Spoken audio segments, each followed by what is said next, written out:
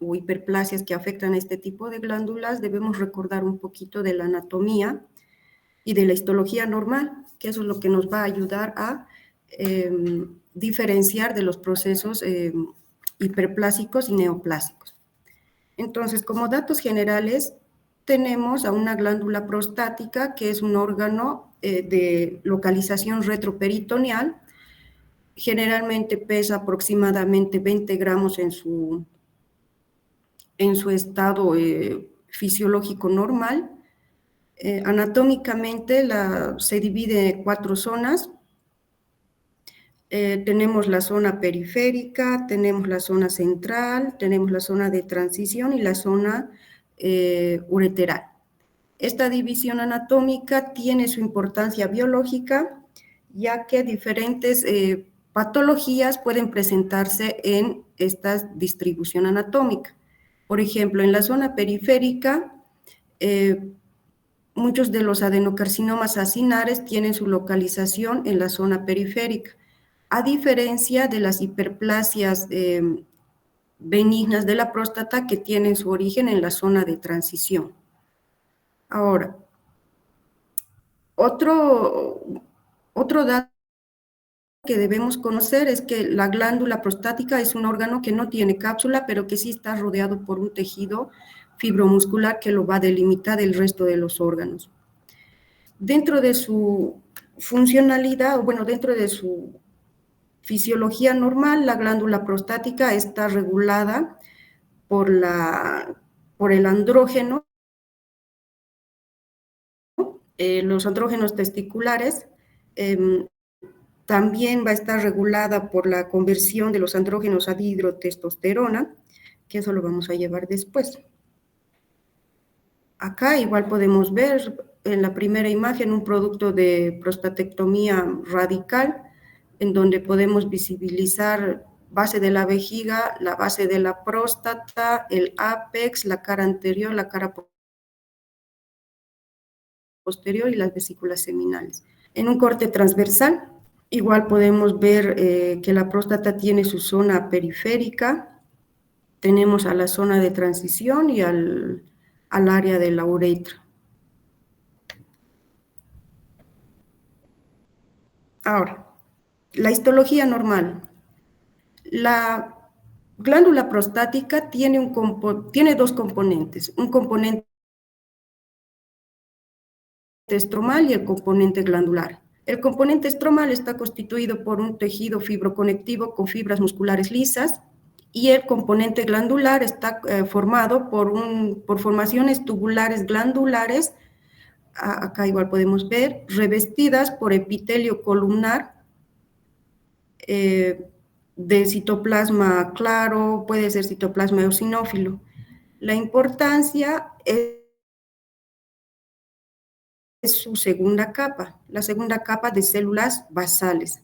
La capa de células basales puede tener diferentes morfologías, pueden ser desde planas a cúbicas, pero siempre tiene que tener su doble componente celular, sus células luminales y sus células basales, para que nos pueda dar una pista histológica de que esta glándula tiene una arquitectura histológica normal. Ahora, dentro de las afecciones o de las lesiones que nosotros podemos encontrar en la próstata, son solo tres entidades patológicas: procesos inflamatorios, procesos hiperplásicos y procesos neoplásicos. ¿Ya? Empezamos con los procesos inflamatorios. Cuando hablamos de procesos inflamatorios en la próstata, tenemos varias causas. Pueden ser prostatitis bacterianas agudas, prostatitis crónicas, prostatitis abacterianas y las granulomatosas. La mayoría de estas entidades se va a presentar como clínicamente con pacientes que van a presentar disuria, pacientes que van a tener dolor al hacer el tacto rectal, y ya dependiendo de si va a estar asociado o no a ciertas infecciones bacterianas, puede presentar fiebre o escalofríos. De forma general, el diagnóstico de los procesos inflamatorios de la próstata Se puede hacer por cultivo, se puede hacer por secreción prostática con suma de leucocitos en esta secreción y con la clínica. Ahora nos vamos a tocar cada una de estas entidades. Dentro de las prostatitis bacterianas, generalmente tenemos aquellas prostatitis que van a causar una infección en el parénquima prostático. Esta infección va a ser resultado del reflujo retrógrado contaminado puede ser desde la uretra, que va a ascender hacia la uretra prostática y de ahí va a llegar a afectar al parénquima prostático. Generalmente en estos procesos los microorganismos involucrados, el más frecuente va a ser el E. coli y las enterobacterias. Ahora, otra vía en donde puede llegar la infección al tejido prostático es por la vía linfohemática, pero esta es muy poco frecuente. Ahora, otra causa de prostatitis bacteriana también puede ser por manipulación o por sondaje del paciente. Aquellos pacientes que están con sonda Foley de forma crónica pueden desarrollar este tipo de prostatitis bacterianas agudas. La clínica de estos pacientes va a ser fiebre, escalofríos y disuria. Ahora, en los contextos generalmente de procesos inflamatorios y que estén relacionados con algún microorganismo infeccioso, la indicación, bueno, es una contraindicación para hacer una punción de próstata al paciente. ¿Por qué? Si por decir tenemos un paciente con una prostatitis bacteriana aguda y se le hace un procedimiento de punción con aguja gruesa, este puede provocar un foco de infección y una sepsis al paciente. Es por eso que primero se trata el proceso infeccioso y recién se puede realizar una punción con aguja a este tipo de pacientes. La prostatitis bacteriana crónica. Este tipo de proceso inflamatorio solo va a ser el resultado de varios episodios de prostatitis agudas no resueltas. Los microorganismos van a ser los mismos, el más frecuente va a ser Escherichia coli, la E. coli, perdón, y pues este tipo de pacientes generalmente se va a presentar clínicamente más con dolor lumbar, dolor pélvico, y el tratamiento, bueno, el tratamiento va a ser identificar al agente causal. Ahora, tenemos la siguiente, que son las prostatitis abacterianas. Dentro de esta entidad, generalmente son pacientes que van a tener el conteo de leucocitos, más de 10 leucocitos en secreción prostática, pero van a tener un urocultivo negativo. Las prostatitis abacterianas generalmente no tienen causa, no tienen ningún agente etiológico relacionado. Y por último tenemos a las prostatitis granulomatosas. Este tipo de procesos inflamatorios pueden ser por dos causas. Pueden ser formación de granulomas por agentes infecciosos, como por ejemplo la tuberculosis, o puede ser formación de granulomas por ruptura de los conductos de las glándulas prostáticas que producen una extravasación de mucina, y esa mucina es reconocida como cuerpo extraño y ahí se empieza a formar los granulomas. Ahora, nos vamos a la primera entidad, que es las hiperplasias prostáticas benignas, que es considerado como un aumento del tamaño prostático. Esta entidad generalmente es un diagnóstico considerado benigno, no es una lesión preneoplásica y generalmente se encuentra de forma más frecuente en pacientes mayores de 50 años. Cuando empezamos a hablar de hiperplasia prostática benigna, podemos especificar o ser un poco más estrictos en la clasificación, porque se puede determinar si puede ser una hiperplasia de tipo glandular o de tipo estromal. O en ocasiones puede ser una mixta. Esta entidad generalmente está asociada con la edad. A mayor edad del paciente, mayor es la frecuencia de diagnósticos de hiperplasias prostáticas.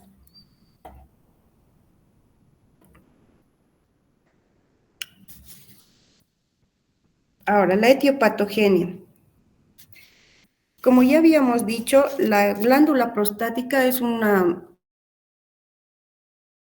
órgano dependiente de las hormonas. Es muy dependiente de la testosterona. Ahora, cuando hay alteraciones en los niveles de andrógenos o de la testosterona en el cuerpo, esto puede producir un aumento de la proliferación con una disminución de la muerte celular.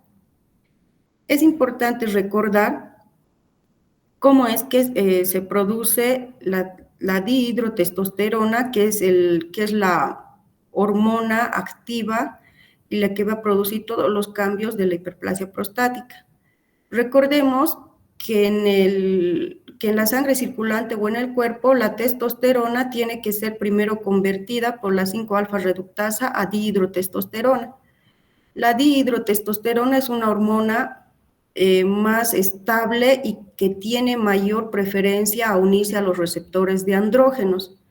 Entonces, una vez que la dihidrotestosterona se une y activa los receptores de andrógenos, esta va a producir una activación en el núcleo de factores de crecimiento y factores de transcripción.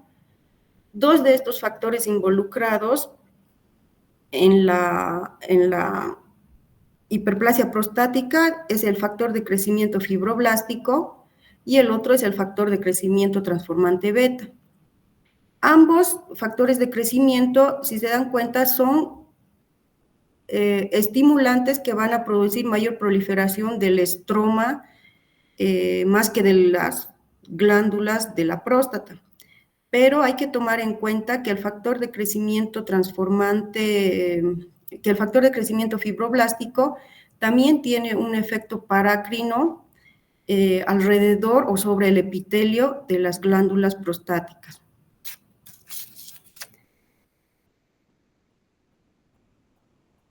Ahora, ¿cómo vamos a ver morfológicamente a un paciente, o bueno, a la glándula prostática con una hiperplasia benigna? Acá tenemos dos piezas de prostatectomías retropúbicas o adenectomías les llaman. Si ustedes pueden ver en la superficie de corte, acá podemos ver varias formaciones nodulares del tejido, acá igual varias formaciones nodulares, que estos son características macroscópicas que nos ayudan a nosotros a decir que esta próstata tiene solo un proceso hiperplásico. Acá igual podemos ver varias formaciones nodulares en el parénquima prostático.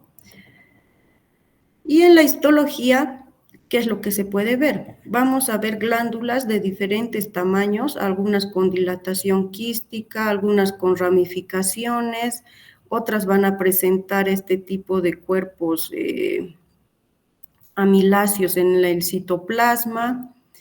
Pueden presentar acá una transformación metaplásica a un epitelio escamoso. Acá las glándulas presentan una arquitectura un poco más compleja. Pero ¿cuál es el criterio histológico más importante para determinar que este tejido o esta glándula prostática es benigna?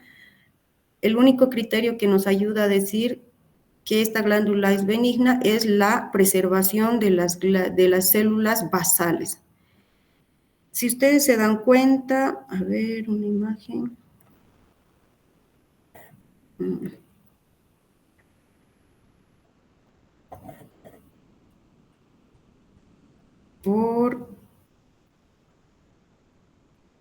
Por acá Por acá más o menos se puede ver una hilera de núcleos, que son los núcleos que corresponden a las células luminales, y adheridas a esta empieza a aparecer otra fila de núcleos, que esos núcleos corresponden a las células basales. La conservación de las células basales en todas las glándulas y en todos los campos que nosotros estudiemos en la microscopía es un criterio definitivo de que este epitelio es solo un cambio hiperplásico. Ahora, ¿cómo se presentan nuestros pacientes con hiperplasia prostática?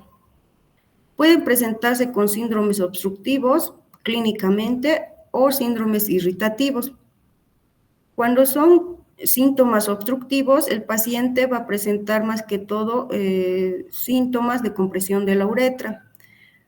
Una de ellas va a ser dificultad para iniciar la micción, disminución de la fuerza y el calibre del chorro, interrupción intermitente del chorro de orina, sensación de vaciado incompleto, retención urinaria aguda y crónica. Y dentro de los síntomas irritativos, que generalmente son secundarios a hiperactividad del músculo detrusor por vaciamiento incompleto de la vejiga, va a ser polaquiuria, nicturia, urgencia miccional o tenesmo vesical. Ahora, ¿qué es lo que hacemos con los pacientes que presentan este tipo de patología? Cuando son pacientes que tienen sintomatología leve,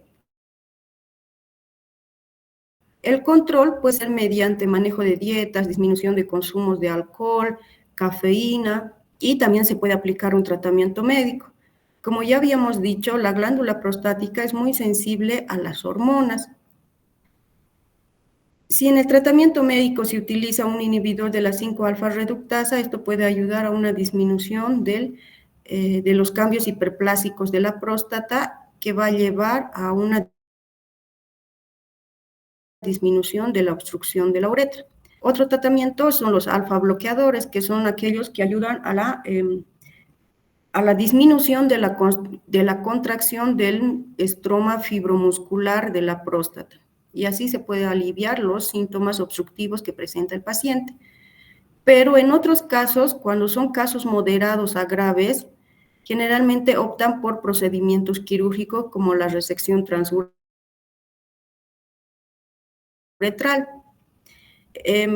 Actualmente, antiguamente hacían generalmente a todos los pacientes con hiperplasia prostática con signos clínicos moderados a graves, se les sometía a resección transuretral. Actualmente hay otras propuestas de tratamiento, como por ejemplo intervención con láser o electrovaporización del componente hiperplásico de la glándula.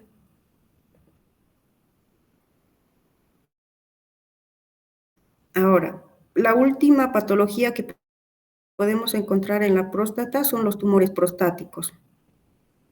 Cuando empezamos a hablar de las neoplasias de próstata, generalmente el más frecuente va a ser el tipo de adenocarcinoma acinar de la próstata. Este tipo de neoplasias va a ser frecuente en varones generalmente mayores de 50 años. Los adenocarcinomas acinares de próstata están considerados como la segunda causa de muerte en varones. Según estudios, la primera causa de muerte en varones es el cáncer de pulmón y de ahí le siguen los tumores o los carcinomas de próstata. Generalmente, los adenocarcinomas de próstata son considerados tumores partes del envejecimiento. Este tipo de adenocarcinomas puede ir desde un espectro de tumores de bajo grado hasta tumores agresivos y que pueden llegar a ser mortales. Mencionando un poco de la etiopatogenia, tenemos que recalcar que los carcinomas de próstata es una combinación o una interacción de factores ambientales y de factores genéticos.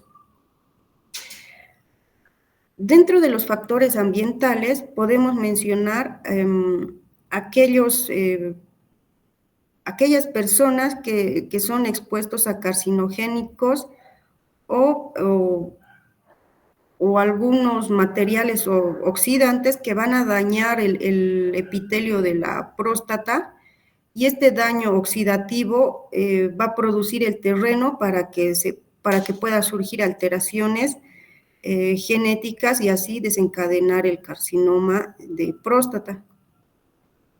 Dentro de los factores ambientales, mucho se menciona lo que es el consumo de carnes rojas carbonizadas o de grasas animales. El producto final de estos dos alimentos va a producir las aminas aromáticas o los hidrocarburos aromáticos, que son eh, dos productos finales del metabolismo de estas carnes rojas que producen daño oxidativo en el epitelio de la glándula prostática. Dentro de los factores genéticos y familiares vamos a mencionar que hay estudios en donde dicen que pacientes que tienen familiares de primer grado con cáncer de próstata tienen 2 veces más riesgo de desarrollar también este tipo de neoplasias. Ahora, dentro de las alteraciones genéticas también hay ciertos genes de línea germinal que te predisponen a desarrollar carcinomas de próstata. Uno de esos y el más conocido es la alteración de BRCA2. También otro gen reconocido son aquellos genes reparadores del ADN, aquellos asociados con el síndrome de Lynch, que son los dos genes que están estrictamente relacionados con pacientes que tienen alto riesgo de desarrollar carcinomas de próstata.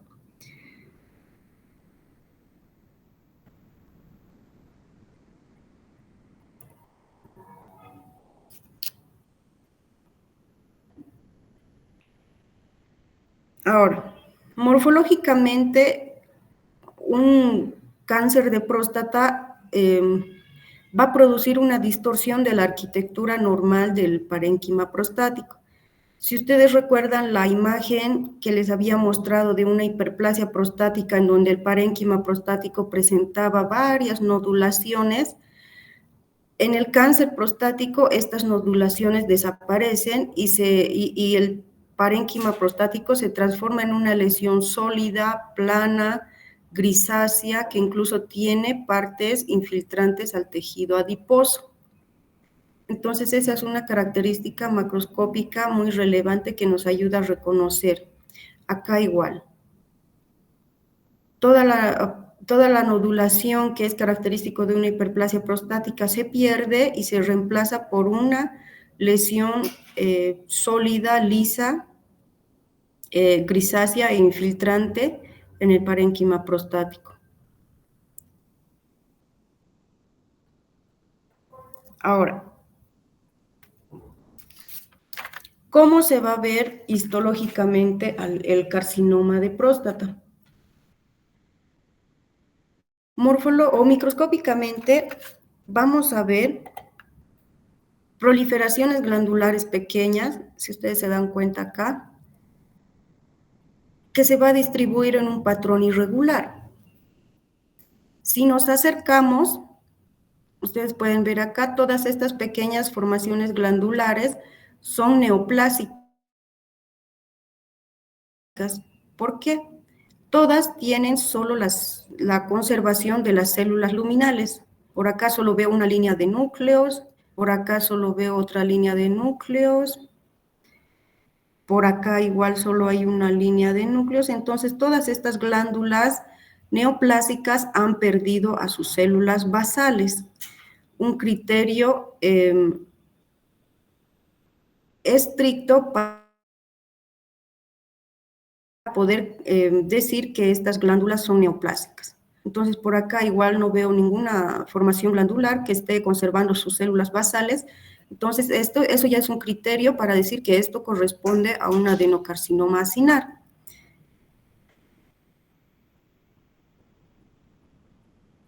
Ahora, Otra característica para poder detectar un adenocarcinoma acinar de la próstata es la característica de sus núcleos. Si ustedes se dan cuenta, acá los núcleos, la cromatina es un poco más abierta y tiene nucleolos muy evidentes. Por acá igual se ve esos puntitos, un puntito negro en el centro del sitio, en el centro del núcleo, son los nucleolos evidentes, que también es otra característica histológica que nos ayuda a determinar que este epitelio es de tipo neoplásico. Cuando nosotros empezamos a evaluar las características neoplásicas de un adenocarcinoma acinar, tenemos que tomar en cuenta tres factores. Tenemos que fijarnos en el patrón de crecimiento glandular que está presentando la neoplasia. Tenemos que evaluar la citología que está presentando la neoplasia. Y por último, se puede utilizar estudios auxiliares como de inmunohistoquímica, por ejemplo, cuando en ocasiones dudamos que estas glándulas tengan o no células basales, la inmunohistoquímica nos puede ayudar mucho. ¿Por qué? Las células basales pueden ser marcadas por inmunohistoquímica. Otro marcador de inmunohistoquímica que ayuda mucho a detectar los adenocarcinomas acinares de próstata es la racemasa. La racemasa es un tipo de anticuerpo que va a marcar mayormente a las glándulas neoplásicas. Es un marcador de inmunohistoquímica muy sensible y específico para detectar a los adenocarcinomas acinares cuando el patólogo tenga dudas de si corresponde o no verdaderamente a un patrón neoplásico. Este tipo de proliferaciones que ustedes ven acá, glándulas pequeñas, de núcleos distorsionados, puede tener nucleolos, también tiene sus diagnósticos diferenciales, benignos. Por ejemplo, la adenosis prostática, que es una entidad benigna, puede ser confundida con un tipo de adenocarcinoma acinar. Entonces, en esos contextos es mejor mandar a marcar a inmunohistoquímica para así evitar sobrediagnósticos. Ahora, hablamos de las lesiones preneoplásicas que pueden desarrollarse en el tejido prostático. Estas lesiones preneoplásicas son la más característica, es la neoplasia intraepitelial prostática, que generalmente es una lesión preneoplásica que va a estar presente en la zona periférica. Esta va a tener una morfología microscópica relativamente normal, pero va a tener ciertas características citológicas que nos van a ayudar a sospechar. Ustedes pueden ver acá una formación glandular relativamente normal, por acá igual una formación glandular relativamente normal, y si nos acercamos a este epitelio podemos ver que está conservando su doble capa de células. Acá tenemos a las células luminales y acá tenemos a las células basales. Pero, ¿qué es lo que está llamando la atención en este tipo de epitelios? Si ustedes se dan cuenta, estos núcleos que ustedes ven está expresando o están mostrando su nucleolo. Por acá igual podemos ver que tiene una cromatina un poco más clara y un nucleolo muy evidente, pero es una lesión que todavía está conservando sus células basales. Entonces, esto es un criterio para poder sospechar de que esta lesión corresponde a una neoplasia intraepitelial prostática. ¿Ya?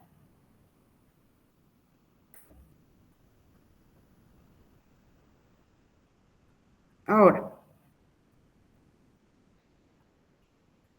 ¿qué pasa con la gradificación y la estadificación de los pacientes con adenocarcinomas de próstata? Cuando empezamos a estudiar gradificación y estadificación, estos son los dos factores pronósticos más importantes para poder abordar a un paciente que tiene un adenocarcinoma acinar de la próstata. Ahora, para poder gradificar a la neoplasia, utilizamos la puntuación del sistema de Gleason.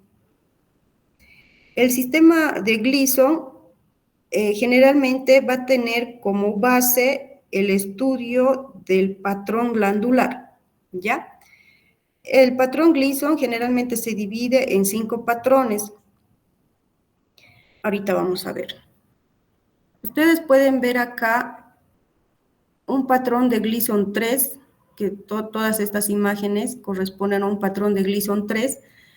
Este patrón de Gleason 3 está caracterizado por formaciones glandulares bien definidas. Si ustedes se dan cuenta en la imagen, en varios focos podemos ver que todavía se pueden diferenciar las luces glandulares. Si bien están las glándulas están un poco unidas entre sí, pero todavía se puede diferenciar la morfología glandular. A eso lo calificamos como un patrón de Gleason 3. Cuando tenemos un patrón de Gleason 4, empezamos a ver, acá las imágenes, ya no podemos distinguir el patrón de formación glandular. Acá las glándulas se vuelven más pequeñas, ya no se puede reconocer las luces glandulares, puede haber formaciones cribiformes, como acá pueden ver, puede haber formaciones trabeculares, y entonces este corresponde a un patrón de Gleason 3. Cuando tenemos un patrón de Gleason 5, acá en este patrón ya no podemos reconocer ni luces glandulares pequeñas ni luces glandulares bien definidas. En el patrón de Gleason 5, las células generalmente se van a poner en un patrón sólido, pueden presentarse de forma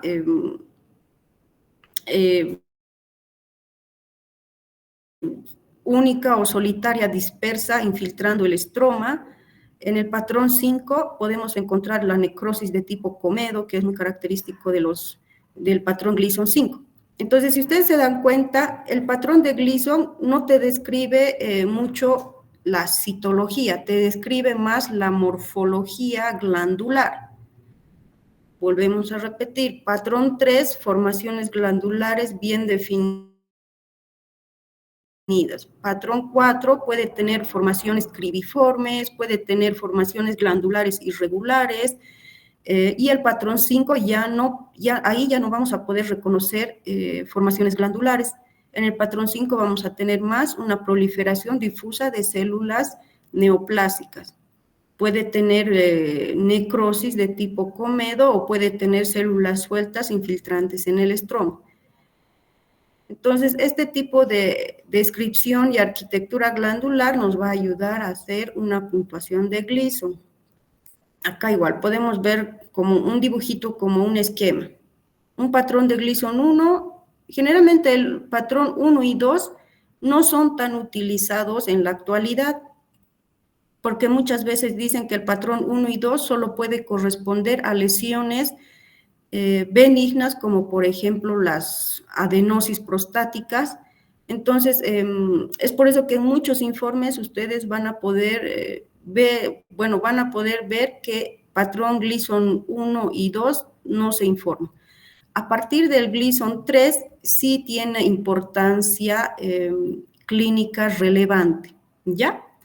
Entonces, acá en el patrón 3, ustedes pueden ver que en el dibujito, en el esquema nos muestra que todavía podemos reconocer a las formaciones glandulares. En el patrón 4, algunas sí tienen formaciones glandulares, podemos ver cribiformes, y en el patrón 5 ya no hay formación de glándulas. Ahora, acá les muestro un informe de patología que es como redactamos los patólogos este tipo de informes. Primero mencionamos el procedimiento, que es una prostatectomía radical, que estaba pesando 24 gramos y mide 4.5 centímetros de eje. ¿qué es lo que nos fijamos? Primero, el tipo histológico. Si ustedes se dan cuenta, el más frecuente es el adenocarcinoma acinar convencional de la glándula prostática. Aquí es donde tienen que ustedes fijarse para poder dar un pronóstico, un tratamiento y una explicación a su paciente. Si bien el adenocarcinoma convencional de próstata es una de las neoplasias más frecuentes, lo más importante que nosotros debemos interpretar es el puntaje de Gleason y el grupo ISUP a la que va a pertenecer este tipo de Gleason. Ahora, si ustedes se dan cuenta, acá, dentro del puntaje de Gleason, tengo dos numeraciones. Una que me dice que estoy viendo un patrón de Gleason 3, pero también estoy viendo un patrón de Gleason 4. ¿De dónde sale este tipo de puntuación? Generalmente el puntaje de Gleason tiene que ser en base al porcentaje de tejido neoplásico de qué patrón histológico estoy viendo. En este tipo de adenocarcinoma acinar, con puntaje de Gleason 3 más 4, significa que estoy viendo más un patrón de formaciones glandulares bien definidas y como segundo patrón estoy viendo ciertas glándulas que están empezando a perder esta arquitectura glandular. La suma de estos dos patrones me da un resultado final y según este resultado final puedo yo buscar en la clasificación de la ISUP a qué grupo va a pertenecer. Cuando nosotros hablamos de la clasificación ISUP y poner o clasificar al paciente en diferentes grados, nos va a ayudar más que todo a determinar qué tipo de procedimiento y qué tipo de tratamiento se le va a dar al paciente. Ahora, otro tipo de información que ustedes tienen que tomar en cuenta en los informes de patología para poder tomar una conducta terapéutica en el paciente son ciertos detalles como la extensión extraprostática, la invasión linfática y la invasión vascular y, por último, los bordes quirúrgicos de la base y el ápex prostático, ¿ya? No sé si se ha entendido bien cómo es que se hace la sumatoria o la clasificación de los patrones de Gleason para los adenocarcinomas acinares. Si tienen dudas, por favor me avisan. ¿Nadie? Bueno, continuamos.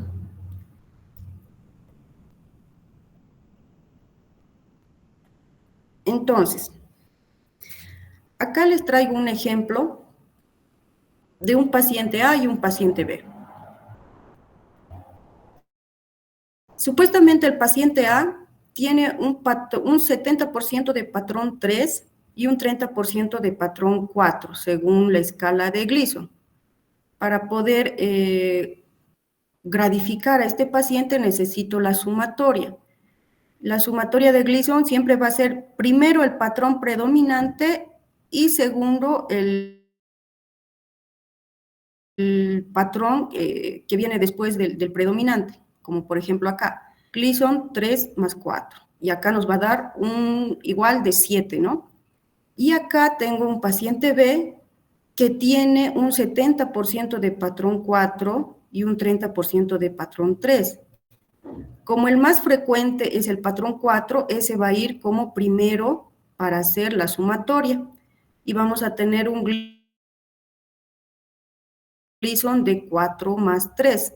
Si ustedes se dan cuenta, en este paciente A y en este paciente B, la sumatoria de ambos va a ser un 7, pero el detalle no está en la sumatoria final de estos patrones. El detalle está en qué patrón está predominando en cada sumatoria de Gleason. No es lo mismo decir un Gleason 3 más 4 versus un Gleason 4 más 3. Un Gleason 3 más 4 generalmente son pacientes que tienen mejor pronóstico porque el patrón de formación glandular bien diferenciada está predominando. a diferencia de los pacientes que tienen un Gleason 4+3. Acá vemos que el patrón de Gleason predominante es el 4. El 4 es considerado como un patrón de Gleason de alto riesgo, tiene mayor agresividad y tiene peor pronóstico. Entonces, como mensaje final, la diferencia no está en la suma final de 7, porque ambos presentan 7, sino en qué patrón está predominando en cada uno de estos pacientes, ¿ya?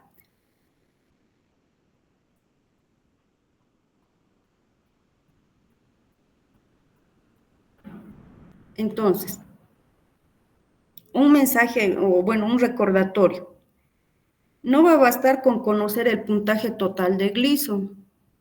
El orden de los números, o sea, el orden de los patrones que se está detectando predominantemente en cada adenocarcinoma, es fundamental porque va a reflejar el patrón arquitectónico predominante. Y este patrón arquitectónico va a modificar el pronóstico del paciente, va a modificar su clasificación del grupo ISUP y en muchos casos modifica la estrategia terapéutica que se va a aplicar, ¿ya? Ahora, acá les muestro la clasificación ISUP.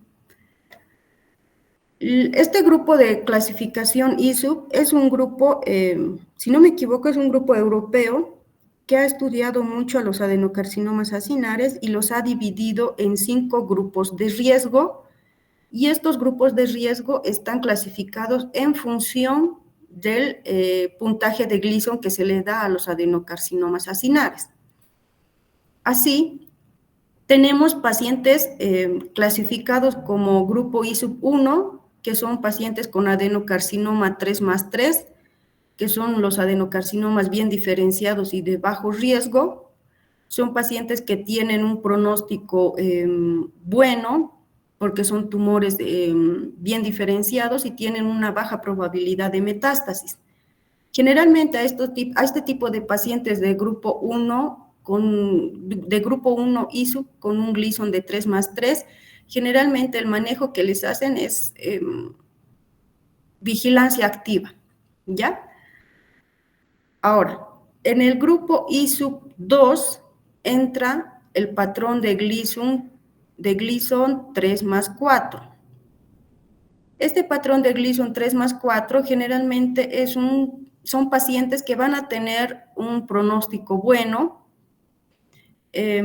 pero tienen un riesgo intermedio bajo de que pueda progresar a un tumor de mayor grado, ¿ya? Cuando son pacientes con un Gleason de 3+4, se les da opciones terapéuticas al paciente como una prostatectomía radical, o en casos seleccionados se les puede todavía hacer una vigilancia activa. En pacientes de grupo ISUP3 entran aquellas sumatorias de Gleason 4+3. Este tipo de adenocarcinomas acinares 4+3 son considerados tumores de mayor riesgo de progresión y de metástasis, ¿ya? Cuando son Gleason 4+3, generalmente el paciente tiene que optar por una prostatectomía radical y en algunos casos vaciamiento linfático de ganglios obturadores, ¿ya? Y también se le puede ofrecer la terapia de privación androgénica. Ahora, pacientes del grupo ISUP4 entran aquellos tipos de Gleason que tienen una sumatoria de 8. Pueden presentar patrones 4+4, pueden presentar un patrón de 3+5, pueden presentar un patrón de 5+3. Entonces, si ustedes se dan cuenta, en varios de estas clasificaciones mucho se toma en cuenta el patrón de Gleason que se va a presentar en el tumor. Estos pacientes de grupo ISUP4 generalmente son pacientes que tienen un pronóstico malo y tienen alto riesgo de invasión local y de metástasis a distancia. A este tipo de pacientes se les puede ofrecer un tipo de terapia combinada con prostatectomía radical más bloqueo androgénico. En el grupo I sub 5 ya son pacientes que tienen Gleason, bueno, que tienen una sumatoria de Gleason de 9 a 10 y que van a presentar patrones de 4 más 5, de 5 más 4 o de 5 más 5, ¿ya? Estos pacientes generalmente tienen un pronóstico muy malo, son pacientes que tienen tumores indiferenciados, tienen alto riesgo de metástasis, tienen alto riesgo de invasión a tejido periprostático. El manejo que se les ofrece a estos pacientes va a ser terapia hormonal, ya solo se les puede brindar una radioterapia paliativa, incluso hay ciertos manejos con quimioterapia. Entonces, si ustedes se dan cuenta, la clasificación ISUP nos ayuda mucho más a clasificar a los pacientes según el riesgo que van a presentar para poder optar o para poder brindar una terapia dirigida y no así una terapia o un sobretratamiento a los pacientes. Si ustedes se dan cuenta, acá generalmente los pacientes con Gleason 6 y 7, que son los dos tumores que tienen bajo riesgo de metástasis y bajo riesgo de progresar a algo más indiferenciado, solo se les puede manejar con vigilancia activa, a diferencia de los pacientes que presentan tumores de alto riesgo o indiferenciados que sí o sí necesitan procesos quirúrgicos más radioterapia local. Y por último, tenemos a la clasificación TNM. La clasificación TNM también es otro tipo de criterio oncológico que se va a sumar a los otros que ya hemos visto para poder determinar también el pronóstico del paciente. Pero en la clasificación TNM del cáncer de próstata toma mucho más en cuenta, primero, el porcentaje de tumor neoplásico que se está encontrando en la glándula, y también se toma en cuenta si el tumor está invadiendo mucho más allá de la cápsula o del tejido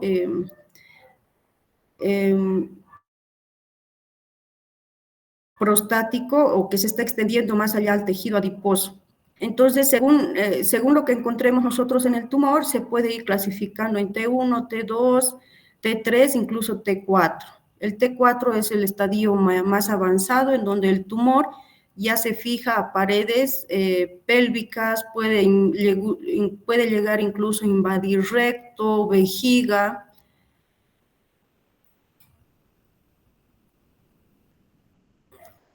E igual, según el estadio TNM, se puede clasificar a los pacientes en 4 categorías.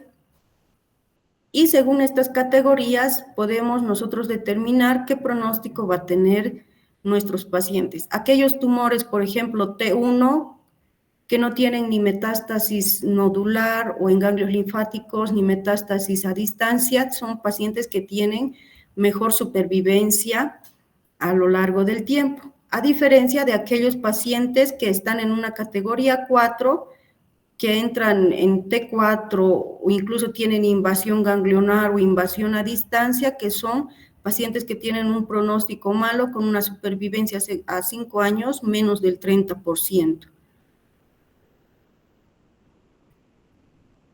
Ahora, ¿cuál es la evolución clínica del carcinoma de próstata? Los dos factores que nosotros tenemos que tomar en cuenta para predecir la evolución clínica de este paciente va a ser el grado histológico y el estadio del tumor.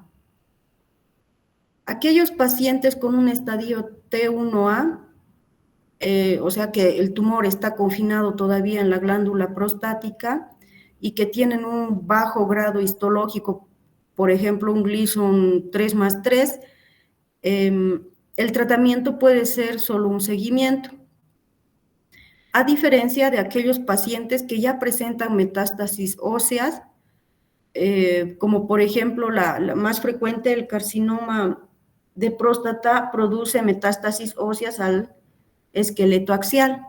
hablamos de columna vertebral y fémur, que son los dos lugares más frecuentes de metástasis a distancia.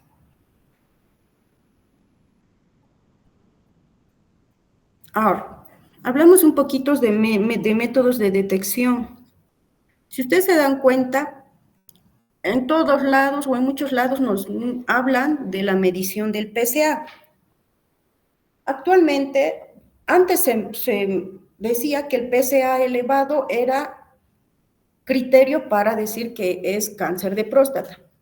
Actualmente se han hecho estudios y se ha determinado que la medición del próstata no es un tipo de criterio para nosotros determinar que este paciente tiene un proceso neoplásico. Si bien la medición del PSA es específico de la próstata, pero no es específico de que tenga cáncer. Muchas veces la medición de próstata puede estar alterada por varios factores y una de esas está determinada por la edad. A más edad que tenga el paciente, mayor cantidad de PSA puede secretar. Ahora, otro factor que puede alterar la medición del PSA es el tamaño prostático. Si un paciente tiene una próstata de mayor tamaño, va a tener mayor secreción de PSA. Ahora, la medición de PSA también tiene cambios durante el tiempo. Generalmente, cuando medimos el PSA 3 veces en 2 años, el aumento no tiene que ser más de 0.75 nanogramos ml. Si el aumento de estos niveles es mucho mayor, se puede sospechar de algún proceso neoplásico. Acá les traigo un esquema resumido de cómo se hace el tratamiento de próstata, si son localizados prostatectomía radical, si ya es avanzado radioterapia y cirugía, y si ya ha hecho metástasis, se puede hacer tratamiento con privación androgénica.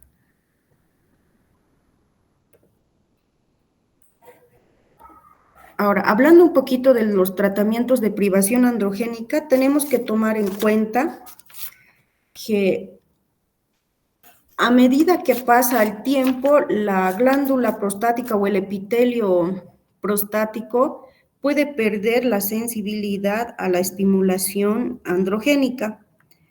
Y esto puede ser efecto de tres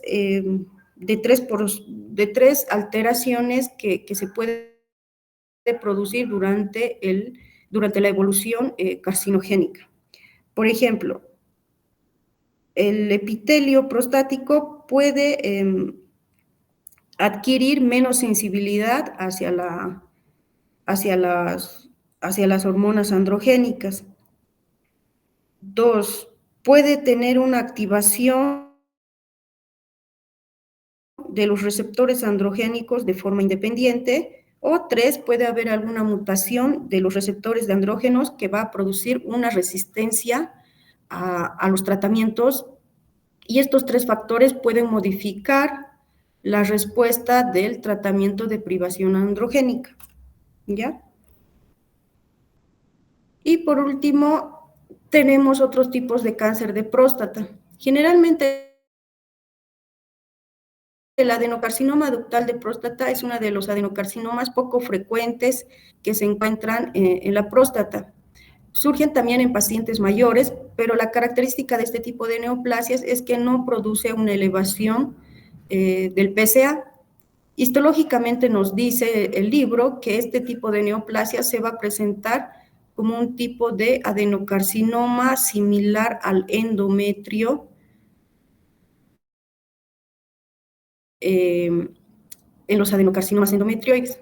Acá podemos ver estas glándulas están revestidas por un epitelio columnar con núcleos estratificados a diferentes niveles. Entonces, nos dice que esa es una característica muy específica de los adenocarcinomas ductales de próstata. Y hasta ahí llegamos con tumores de próstata. No sé si tienen alguna pregunta.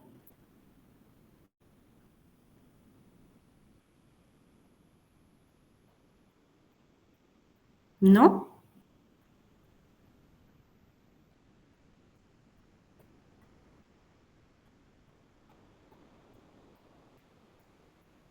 ¿No hay ninguna pregunta? Bueno,